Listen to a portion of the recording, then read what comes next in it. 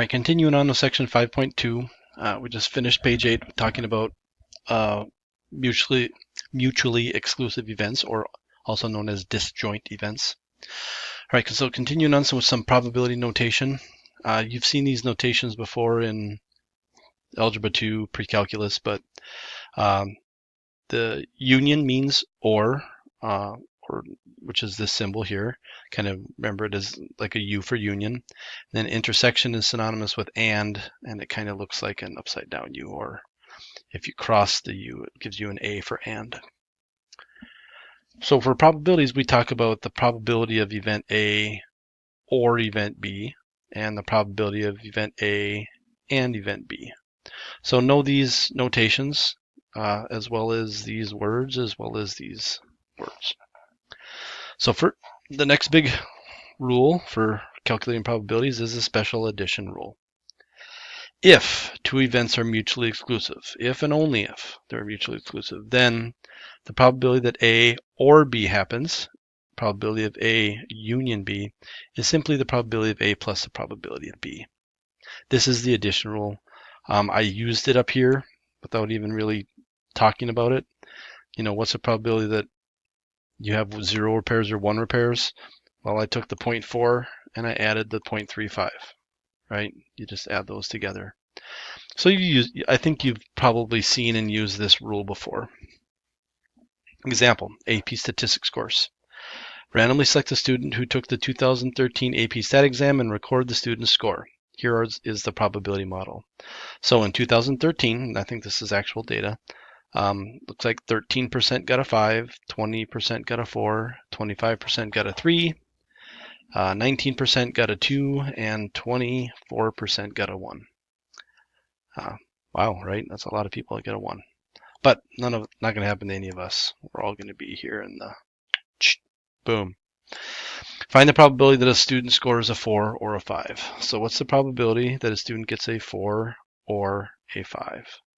What's the probability that a student gets a 4 or is a union 5? So first of all, are these events mutually exclusive? Meaning, is it possible for someone to get a 4 and a 5 at the same time? And of course the answer is no. Either you get a 4 or you get a 5. You can't get both. So I could just take this as the probability of a 4 plus the probability of a 5 because they're mutually exclusive. 4 is 0.202. 5 is 0.126. Oh, can I do this in my head? 0.328. Nice. So about 33% of the kids get a 4 or higher. Another example. Computers and smartphones. The proportion of people in a community that own a computer is 58%. The proportion that own a smartphone is 80%. Explain what is wrong with the following statement. So the probability you own a computer or a smartphone is simply, this is a union, so this is the addition rule. That's simply the probability you own a computer plus the probability you own a smartphone, which is 58 plus 80, which is a nice 138%. Well, you can only give 138% in sports, right? Okay, bad joke. You can't have 138%.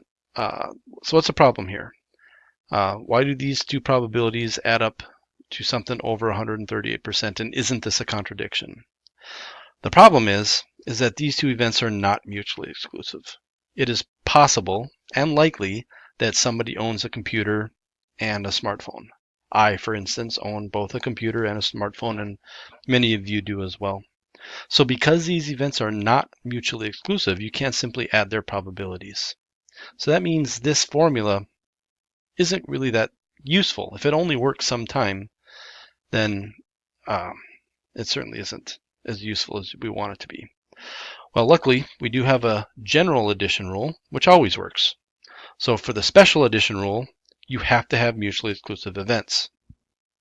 For the general addition rule, this works for any two events.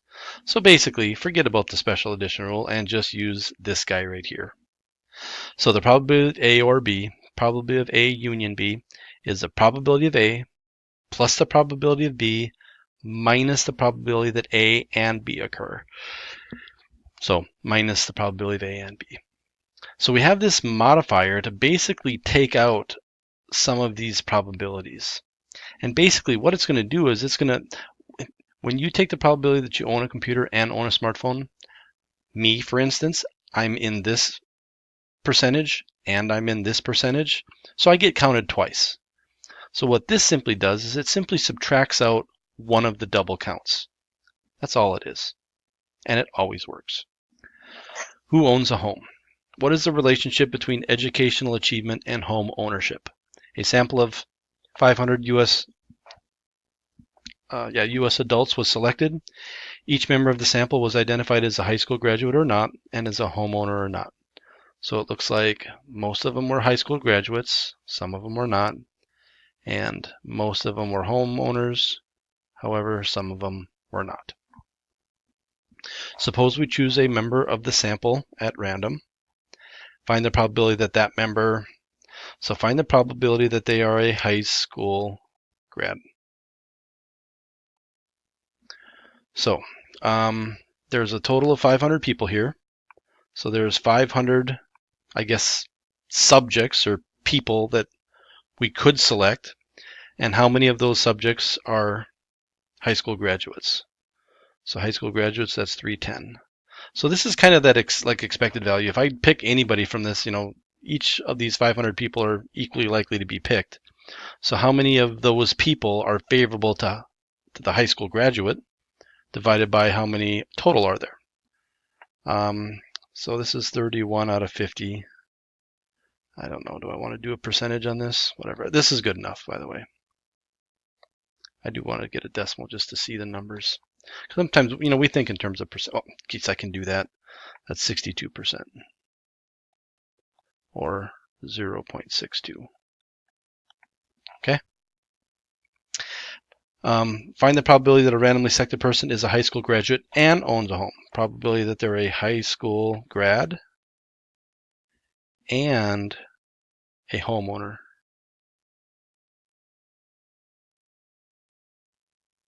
Okay, so now that means it's got to be both at the same time. So high school graduates are here and homeowners are here. So looks like there's a 221 out of 500 chance of that happening, right? High school graduate, that's a homeowner. So this and this divided by 500. So let's see what that is. 221 divided by 500. 442. Okay. Find the probability that they're a high school graduate or owns a home. Probability high school graduate or owns a home. Well, this is the probability that they're a high school graduate plus the probability that they own a home minus the probability that they're a high school graduate and own a home. So I'm using the general addition rule, which by the way is on your formula sheet. So this is one you're going to actually use. Yeah, so that's it. High school graduate. Well, I calculated that here. I'm going to just put it over 500. That's 310 kids or adults out of 500. So just to highlight what that is, that was those kids, right? Sorry, those adults. Plus probability that they own a home. That's these people. Those are the homeowners. So that's plus 340 out of 500. Minus the probability that they're a graduate and own a home. That's minus these. So I could just type that in. 310, 340 minus 221. So 310 plus 340 minus 221.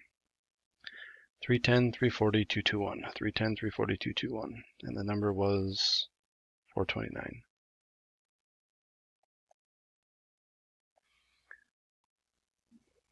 Divided by 500.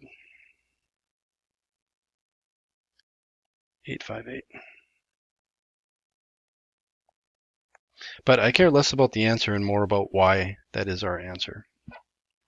So as you can see, when I took the high school graduates, I took all of these people because those are all high school graduates.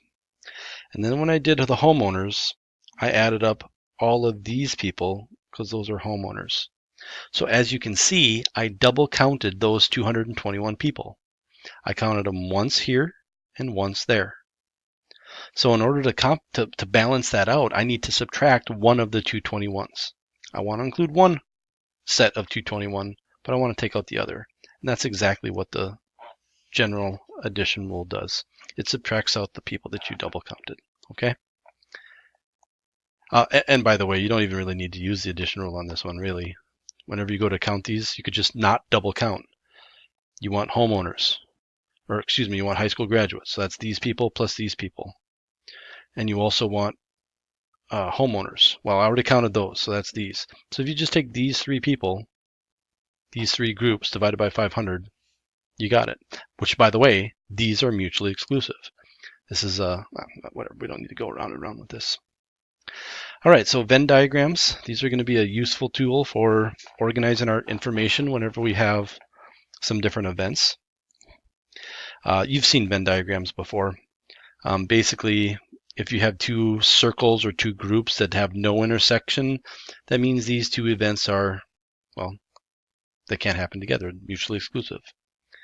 If there's overlap, then this represents a spot that is in both group A and group B. So which of the Venn diagrams below represent the complement for an event? Well, that's going to be this one here. You know, this is event A, and this is everything that's not in A, so that would be the complement of A. Which represent two events that are mutually exclusive? Well, that would be this one here. Mutually exclusive because there is no overlap. The probability that A and B happen together is 0. That's the mathematical definition of mutually exclusive. Intuitively, they share no outcomes. You can see they have no subjects, no elements in common. Which represents the intersection of two events? This would be the intersection of two events because the shaded region are all the events that are in set A and B at the same time. But you don't include an element like this, which would be in A but not B. So that's the intersection. And then the union would be A or B. A and B. So this is every element that is in A or B or A and B. So basically all of those elements right there. So this would be the union. It's basically all of the values added together. I shouldn't say added together, all the values combined together. Okay? So we're going to use Venn diagrams to help us organize things that might give us problems intuitively. Okay? So the next video I'm going to do some examples.